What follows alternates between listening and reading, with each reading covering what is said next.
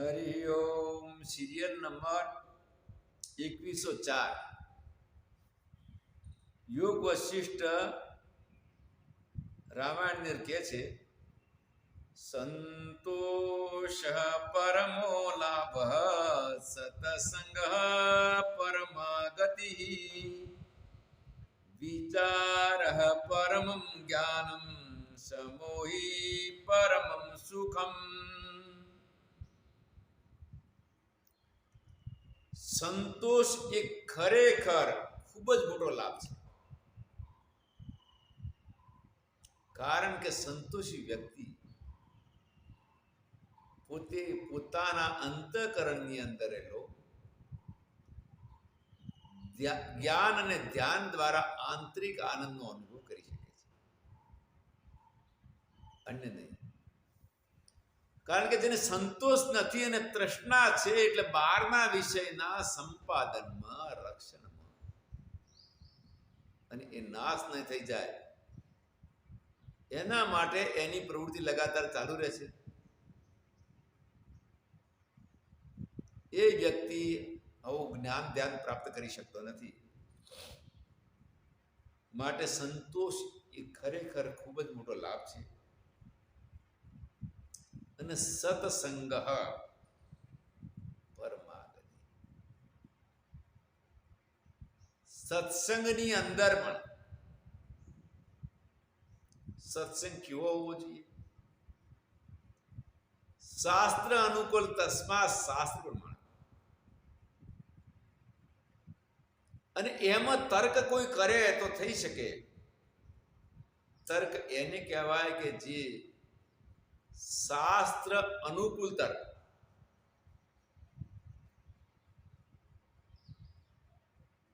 એનાથી વિરુદ્ધ તર્કને વિતર્ક કહેવાય. તર્કનું સમાધાન થાય, વિતર્કનું નહીં. અને સત્સંગ માટે પણ વ્યક્તિ શિક્ષિત વ્યક્તિ પાસે જાય તો સત્સંગનું એને સમાધાન થશે, અન્ય કોઈ કરી શકે નહીં. એક વાર એક લાઇબ્રેરીમાં ગયો. એટલે લાઇબ્રેરિયન ભાઈ હતા, એમને ધર્મશાસ્ત્રમાં ખૂબ પ્રેમ હતો. પોતે વાંચતા અને કોઈને ઉપદેશ પણ આપતા. ઉપદેશ આપતા હતા ત્યારે એમના સગા સંબંધીનો અથવા એમના મિત્રોનો કોઈ વ્યક્તિ ત્યાં લાઇબ્રેરીમાં આવ્યો અને એમને ઉપદેશ આપવાનું શરૂ કર્યું. મારું અચાનક જવાનું થયું. ત્યારે એમણે કીધું કે ભગવાન અંદર પણ છે અને બહાર પણ છે, આપણા શરીરમાં પણ છે અને બહાર છે.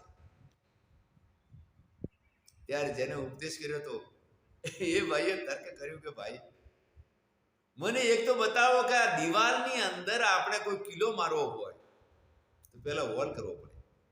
એ સીધો જતો નથી. લાકડાની અંદર પણ કોઈ કિલો મારવો હોય તો હોલ કરવો પડે, પછી કિલો જાય. તો આટલો મહાન પરમાત્મા જો શરીરમાં આવે તો શરીર ફાટી કેમ ન જાય? આટલો મહાન ઈશ્વર શરીરમાં કેવી રીતે રહી શકે? હવે ત્યાં લાઇબ્રેરિયન ભાઈ મૂંઝવાઈ ગયા. મને કહે છે કે સ્વામીજી આને સમજાવો. મેં કીધું બેટા એવું કર, આના માટે તું જીવનું અને ઈશ્વરનું સ્વરૂપ લક્ષણ અને તટસ્થ લક્ષણનો તને બોધ થાય તો સમજાય, ને કે કોઈ રીતે સમજાય એમ નથી. માટે પંચીકરણ ભણે તો જ એનું સમાધાન થશે, બાકી થશે નહીં. એટલે લાઇબ્રેરિયન ભાઈની હું નિંદા નથી કરતો. ખૂબ જ સારો સ્વભાવ હતો એમનો. શાસ્ત્ર ચિંતન કરતા હતા, પણ શંકાનું સમાધાન કરવા માટે એમની પાસે શૈક્ષણિક યોગ્યતા એટલી નથી. એટલે સત્સંગ તમે સાંભળવા માટે જો તો જે કોઈ શાસ્ત્રનો શિક્ષિત વ્યક્તિ હોય એની પાસે જશો તો એ સમાધાન કરશે, અન્ય પાસે જશો તો પણ તમારા કાન પવિત્ર થશે, અંતઃકરણમાં સારી ભાવના ઊભી થશે, પરંતુ સમાધાન ક્યારેક થાય તો ક્યારેક ન પણ થઈ શકે. એટલા માટે કે સંતોષ એ મોટો લાભ છે અને સત્સંગ મહાન પરમ ગતિ એટલે મોક્ષ આપે છે. વિચાર પરમમ જ્ઞાનમ. વિચાર એટલે સત્ય અસત્યનો વિચાર. જેમ કે શરીરની અંદર અસત્ય તો કોઈ છે નહીં, અસત્યનું અસ્તિત્વ નથી. અને આ તો વેદના થાય છે, ભૂખ લાગે તો ખાવું પડે, પાછું લાગે તો વેદના થાય તો આપણે દવા પણ લઈએ છીએ. તો એને અસત્ય ન કહેવાય, પણ અસત્યનો શક્ય સંબંધો લક્ષણ અનિત્ય. તો શરીરની અંદર તમામ અવયવો જન્મ પહેલા નતા અને મર્યા પછી રહેતા નથી, બધા અનિત્ય છે. અને ચૈતન્ય આત્મા નિત્ય છે. સૂક્ષ્મ શરીર પણ જ્ઞાન દ્વારા નાશ પામે છે. જોકે આ વિષય બહુ લાંબો છે. એટલે વિચાર એને કહેવાય કે સત્ય અસત્ય જે સાંભળેલું શ્રવણ કરેલું વસ્તુનો મનન કરવું તેને વિચાર કહે છે. અને શમ એટલે મનને સમજાવવું, એ ખરેખર પરમ સુખ કહેવાય. સિરિયલ નંબર 2110 કઠોપનિષદમાં કહે છે, યસ્તુ વિજ્ઞાનવાન ભવતી સમનસ્કઃ સદા શુચિઃ સતુ તત્પદમાપ્નોતિ યસ્માદ ભૂયો ન જાયતે.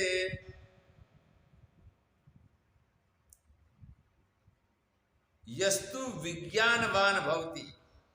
જેનું મન વિજ્ઞાન એટલે સાયન્સની વાત નથી, જે શ્રવણનું જ્ઞાન છે એ મનન દ્વારા વધારે વિસ્તારપૂર્વક જ્યારે સમજમાં આવે તેનું નામ વિજ્ઞાન. આવું જે વિજ્ઞાન શ્રવણ મનન દ્વારા જે બુદ્ધિમાં ઉત્પન્ન થાય છે, તે વ્યક્તિનું અંતઃકરણ પવિત્ર થાય છે. અને પવિત્ર અંતઃકરણથી એ જ્ઞાન પ્રાપ્ત કરીને ફરી એનો જન્મ થતો નથી, ક્યારે એને પુનરાવર્તિમાં આવવું પડતું નથી. સિરિયલ નંબર 2111 કઠોપનિષદની અંદર વલ્લી 3 કહે છે, વિજ્ઞાન સાર્થિર્યસ્તુ મન પ્રજ્ઞાવાન નરઃ સોદ્ગનઃ પરમાપ્નોતિ તદ વિષ્ણો પરમં પદમ. વિજ્ઞાન સાર્થિર્યસ્તુ. વિજ્ઞાન જેનો સારથી છે, જેમ કે રથ હોય અને રથના ઘોડાને ચલાવનાર એક સારથી હોય છે. મન જેનું લગામ છે એટલે બુદ્ધિ જે છે એ સારથી છે. વિજ્ઞાન વાળી બુદ્ધિ, વિશેષ જ્ઞાન વાળી બુદ્ધિ સારથી છે, મન લગામ છે. અને એવું વ્યક્તિ મન રૂપી લગામ અને બુદ્ધિ રૂપી સારથી જ્યારે સક્ષમ હોય તો ઇન્દ્રિય રૂપી ઘોડા ક્યારેય ઉપદ્રવ કરી શકતા નથી. અને ઇન્દ્રિય રૂપી ઘોડા ઉપદ્રવ ન કરતા આવો વ્યક્તિ પરમ પદ એટલે મોક્ષને પામી શકે છે. સિરિયલ નંબર 2128 ચાણક્ય નીતિમાં કહે છે, પુનરવિત્તમ પુનરમિત્રમ પુનર્ભાર્યા પુનર્મહી એતત્ સર્વં પુનર્લભ્યમ ન શરીરમ પુનઃ પુનઃ. પુનર્વિત્તમ પુનર્મિત્રમ. ધન વારંવાર પ્રાપ્ત થઈ શકે છે, મિત્ર પણ વારંવાર મળી શકે છે. કદાચ કોઈ વિધુર થાય તો પણ એને ફરી પત્ની મળી શકે છે, અને કદાચ ડાયવર્સ થઈ જાય. જોકે પહેલના જમાનામાં આજના જમાનામાં ઘણું પરિવર્તન થયું. આજથી 50, 60, 55 વર્ષ પહેલા ડાયવર્સને બહુ ખરાબ માનતા. ત્યારે ડાયવર્સ ઓછા થતા, એટલે કોઈને ડાયવર્સ થઈ જાય તો ફરીથી એને પત્ની પણ મળી શકે છે. આ બધી વસ્તુ મળી શકે છે, પણ એક વખત મરેલું શરીર ફરી મળતું નથી. જોકે શરીર મરે છે, જીવ મરતો નથી, પણ એ જીવાત્માનું શરીર જ્યારે મરે છે તો પાછો એ જીવાત્મા ફરી શરીરમાં પ્રગટ થઈ શકતો નથી. એટલા માટે પોતાના શરીર દ્વારા સત્કર્મ પરાયણ થઈ અને પોતે સાધના પરાયણ થઈ અને પોતાનું આત્મકલ્યાણ શીઘ્ર એને કરી લેવું જોઈએ. સિરિયલ નંબર 2130 ચાણક્ય નીતિમાં કહે છે, ગતે શોકો ન કર્તવ્યો ભવિષ્યં નેવ ચિંતયેત વર્તમાનેન કાલેન વર્તયંતિ વિચક્ષણઃ. ગતે શોકો ન કર્તવ્યો, જે ભૂતકાળ છે એ વ્યતીત થઈ ગયો, એનો શોક કરવો જોઈએ નહીં. અને સાથે સાથે ભવિષ્યકાળની પણ ચિંતા કરવી જોઈએ. ભવિષ્યમાં શું થશે? પ્રારબ્ધ હશે થશે, એ પ્રારબ્ધમાં હશે થશે, અને ગયો જે ભૂતકાળમાં જે થઈ ગયું એ પણ થઈ ગયું. પરંતુ વર્તમાન કાળની અંદર વ્યક્તિ પૂરો સાવધાન રહી અને કર્તવ્ય પરાયણ કરે. કર્તવ્ય પરાયણ રહે. પણ આમાં એક સૂત્ર આવે છે સાધનપાદનું, મહર્ષિ પતંજલિનું, હેયમ દુઃખમ અનાગતમ. ભવિષ્યમાં આવવા વાળા દુઃખથી બચો. ભૂતકાળના ભોગવાઈ ગયા, વર્તમાનમાં ભોગવીએ છીએ. ભવિષ્યમાં આવવા વાળા દુઃખથી બચવા માટે એ પણ વર્તમાન કાળની અંદર એવી રીતે જીવન જીવવું કે ભવિષ્ય કાળના દુઃખથી પણ એમાં બચાવ થઈ શકે. અને એમાં ખાસ કરીને તો આરોગ્ય. એ રીતે ભવિષ્યમાં જે દુઃખ આવે એના ઉપાયો વર્તમાનમાં છે. માટે ભૂતકાળનો શોક ન કરે અને ભવિષ્યકાળની અંદર પોતે ચિંતન ન કરે કે હવે શું થશે શું થશે. વર્તમાન કાળની અંદર ખૂબ જ સાવધાનીપૂર્વક રહી અને પોતાનું જીવન વ્યતીત કરે છે. આવા લોકોને બુદ્ધિમાન કહેવામાં આવે છે. વિચક્ષણ એટલે બુદ્ધિમાન, વિદ્વાન કહેવામાં આવે છે. સિરિયલ નંબર 2131, સુખસ્યાનંતરમ દુઃખમ દુઃખસ્યાનંતરમ સુખમ સુખ દુઃખે મનુષ્યાણામ ચક્રવત પરિવર્તિતઃ.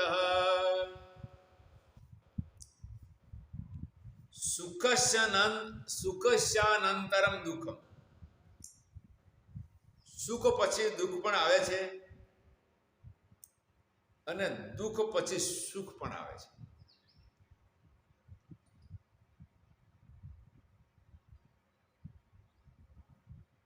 કારણ કે પ્રારબ્ધ અનુસાર ન્યાયકારી પરમાત્મા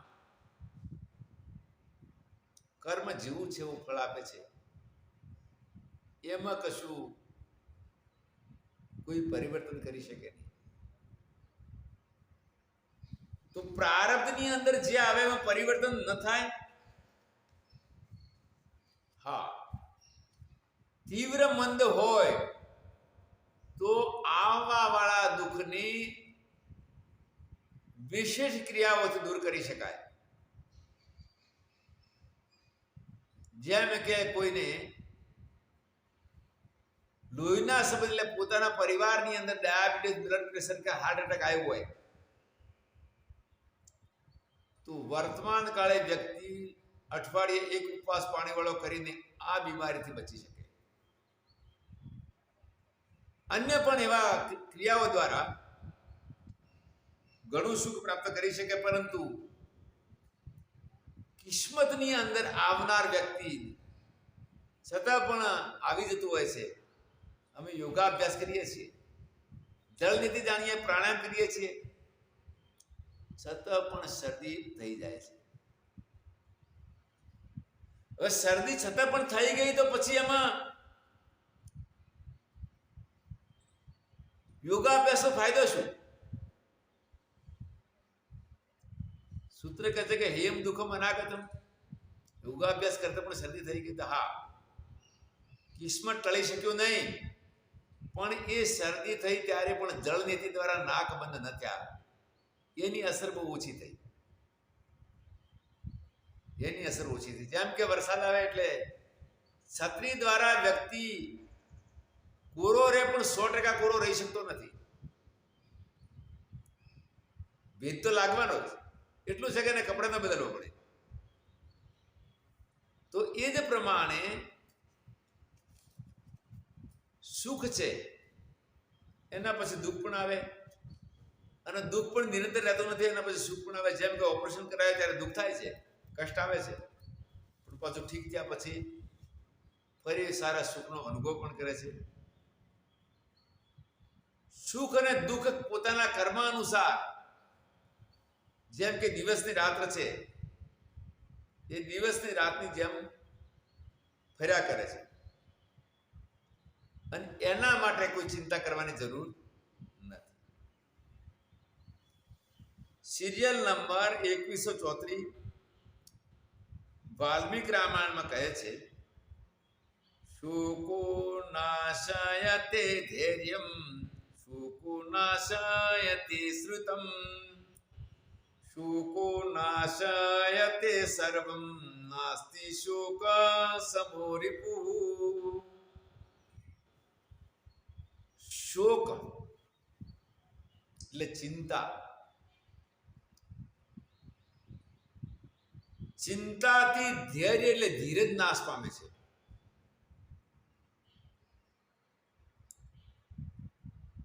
અને શોક એટલે ચિંતા દ્વારા સાંભળેલી વસ્તુ, જે આપણે શાસ્ત્રની અંદર સાંભળ્યું છે એવા શાસ્ત્ર જ્ઞાનનો પણ નાશ થાય છે. એટલા માટે શોકો નાશે તે સર્વમ એટલે શોક દ્વારા બધી વસ્તુ નાશ પામે છે. ધૈર્ય, જ્ઞાન, ધ્યાન પણ લાગતું નથી. તો માટે શોક જેવો કોઈ મહાન રીપુ એટલે દુશ્મન નથી. સિરિયલ નંબર 2138 સુભાષિત રત્નમાં કહે છે, શત્રુર્દહતિ સંયોગે વિયોગી મિત્રમપ્યહો, ઉભયોર દુઃખદાયિત્વમ કોપેદઃ શત્રુ મિત્રયો.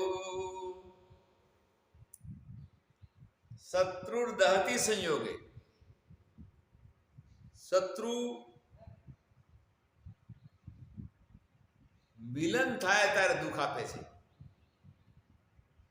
કારણ કે એને જોઈ અને મન દુઃખી થાય છે. કારણ કે એના દ્વારા કઠોર વ્યવહાર દ્વારા, પીડા દ્વારા વ્યક્તિ જોયા પછી દુઃખી થાય, કદાચ સંયોગ થતા કદાચ સંઘર્ષ કરે, આડો અવળો બોલે, તો શત્રુ સંયોગની અંદર ખૂબ જ દુઃખ આપતો હોય છે. અને કદાચ એ ન થાય ને હામાં મળે ત્યારે પણ એકબીજાને દુઃખી થતા હોય, જ્યારે મિત્ર વિયોગમાં દુઃખ આપે છે. મિત્ર જ્યારે અલગ પડવું હોય ત્યારે મિત્રને ગમતું નથી. હવે દુઃખ બંને સમાન છે. દુઃખ મિત્રનું અને શત્રુનું, એક થાય સંયોગમાં અને એક થાય વિયોગમાં. તો પછી એમાં ભેદ શું રહ્યો? એમાં કોઈ ભેદ નથી. એટલે સુખ દુઃખમાં પણ એવું છે. પરંતુ હા, આત્મજ્ઞાની વિવેકી વ્યક્તિ આ બંનેની અંદર પોતાનું બેલેન્સ બનાવી રાખે છે.